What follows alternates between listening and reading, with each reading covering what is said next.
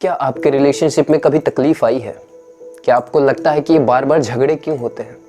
क्या आपको लगता है कि यार गलती आपकी थी फिर भी आप सॉरी नहीं बोल पा रहे हो सामने से? बहुत बार ऐसा होता है कि हमें लगता है कि नहीं यार मेरी गलती नहीं थी, गलती सामने वाले की थी। और बहुत बार ऐसा भी होता है कि हमें पता होता है कि गलती हमारी है, फिर भी हम ईगो के चक्कर में, अपना ईगो बचाने के चक्कर में सामने वाले से सॉरी नहीं बोलते, और यही कभी कभी हमारे रिलेशनशिप के लिए बहुत घातक साबित होता है। दोस्तों, एक बार की बात है, एक कपल्स थे जो कि 4 साल से रिलेशनशिप में थे। 4 साल तक एक दूसरे के साथ रहकर, एक दूसरे को जानकर, समझकर दोनों ने शादी करने का फैसला लिया। दोनों ने बड़ी खुशी के साथ शादी किया और बड़े ही अच्छे से शादी के साल गुजारे। 1 साल गुजरा, 2 साल गुजरा, फिर धीरे धीरे झगड़े होने शुरू हुए, जैसा कि हर जगह अक्सर होता है। वही कपल्स, वही दोनों लोग, साहिल और अनन्या, एक दूसरे के बिना रह नहीं पाते थे, एक दूसरे के बिना 1 घंटा नहीं रह पाते थे। वही साहिल और वही अनन्या अब एक दूसरे के साथ 1 घंटा भी नहीं गुजार पा रहे थे। इतने ज्यादा झगड़े हो गए, इतनी ज्यादा तकलीफें, मिसअंडरस्टैंडिंग्स, ईगो, एटीट्यूड, गलतफहमियां, और इस वजह से जो उनकी जिंदगी थी बिल्कुल तबाह हो चुकी थी, सिर्फ और सिर्फ झगड़े की वजह से। फिर धीरे धीरे 2 साल बीता, 3 साल बीता, और आज उन लोगों का एनिवर्सरी था।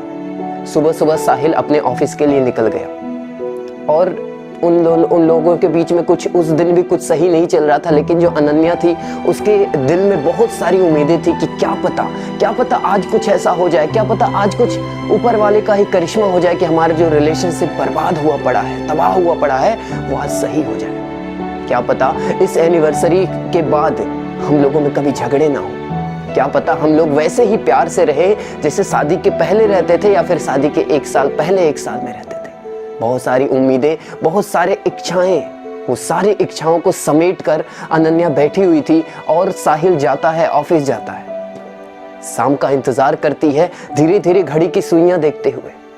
धीरे धीरे वो पल भी आ जाता है जिसका अनन्या को इंतजार था, और फोन का रिंग बजता है। वो बड़े ही खुशी के साथ जाती है और फोन को उठाती है, ये सोचते हुए कि आज मैं सॉरी बोल दूंगी। मुझे नहीं पता गलती किसकी थी, मुझे नहीं पता क्या हुआ, लेकिन इतना जरूर पता है अब से हम अपने इस रिलेशनशिप को आगे ले जाएंगे। और वो ये भी उम्मीद कर रही थी कि साहिल भी सामने से सॉरी बोलेगा और ढेर सारा प्यार करेगा, ढेर सारा हम लोग पहले की तरह हमारी जिंदगी हो जाएगी। बहुत सारे सपने संजो के उसने वो फोन उठाया, लेकिन वो शॉक्ड हो गई, वो बहुत ही डिसअपॉइंटेड हो गई जब उस फोन में साहिल नहीं, कोई और इंसान बोला। उस इंसान ने बोला, हेलो मैम, क्या आप मिस्टर साहिल की वाइफ हो? उन्होंने बोला, जी हाँ, बताइए। जी, मैं पुलिस स्टेशन से बोल रहा हूँ, यहाँ पर बहुत ही भयानक एक्सीडेंट हुआ है जिसमें मिस्टर साहिल की मौत हो चुकी है। ये बताते हुए बहुत ही तकलीफ हो रही है, लेकिन सच यही है। उनके वॉलेट में हमें आपका नंबर मिला तो हमने आपको कॉल किया, तो आप प्लीज यहाँ पर आ जाइए और देख लीजिए। अनन्या के हाथ से फोन छूट गया, उसको समझ नहीं आया अब मैं क्या करूं।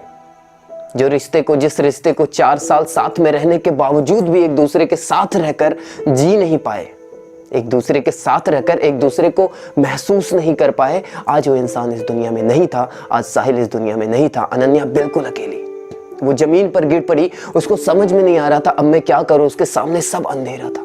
वो मन ही मन बोल रही थी, चिल्ला रही थी कि साहिल प्लीज आ जाओ, वापस आ जाओ, आई एम सॉरी, अब मुझसे ऐसी गलती नहीं होगी, प्लीज साहिल वापस आ जाओ। मन ही मन सोच रही है कि हाँ तो क्या हुआ, वो गलत था, मैं भी तो गलत थी, तो क्या हुआ उसने गलतियां किया, मैंने भी तो गलती की थी, तो क्या हुआ वो मेरी बात नहीं समझ रहा था, मैं भी तो परफेक्ट नहीं थी ना। जो गलतियां उसने करी वही गलतियां मैंने भी करी थी। साहिल प्लीज एक बार वापस आ जाओ, मुझे तुमसे सिर्फ एक बार सॉरी बोलना है, और तुम्हें बहुत जोर से गले लगा के रोना है और कहना है कि यार छोड़ो सब, चलो फिर से एक नई जिंदगी की शुरुआत करते हैं।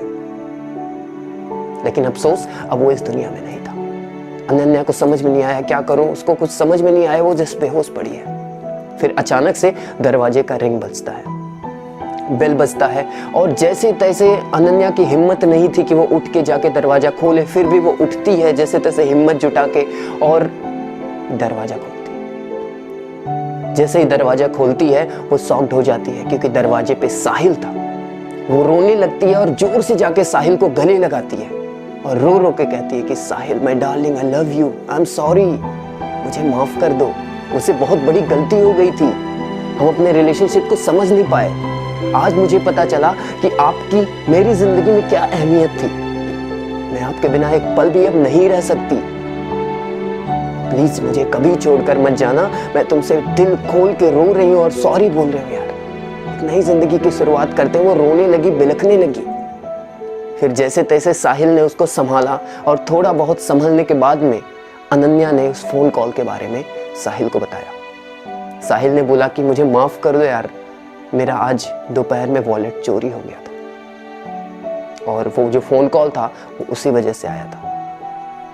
अनन्या को सारी बातें समझ में आई, दोनों एक दूसरे को गले लगाकर रोए और दोनों को समझ में आया कि यार कुछ नहीं रखा इन झगड़ों में, कुछ नहीं रखा इन सब चीजों में, क्योंकि जिंदगी हमें सेकंड चांस नहीं देती सॉरी बोलने का, जिंदगी हमें सेकंड चांस नहीं देती अपनी गलतियों को सुधारने का, जिंदगी हमें सेकंड चांस नहीं देती कि हम उसको फिर से जी सकें।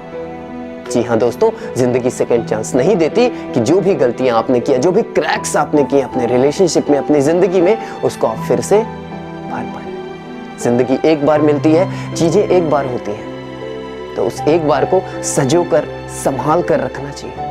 अगर आप नहीं संभालोगे तो जिंदगी भर पछताते रह जाओगे कि काश उस टाइम पे वो काम कर दिया होता तो जिंदगी कुछ और होती है, जिंदगी कुछ और होती। ईगो को छोड़िए, ईगो को साइड में रखिए, दिल में है जो बोल दीजिए, सॉरी बोलना है बोल दीजिए, आप छोटे नहीं हो जाओगे।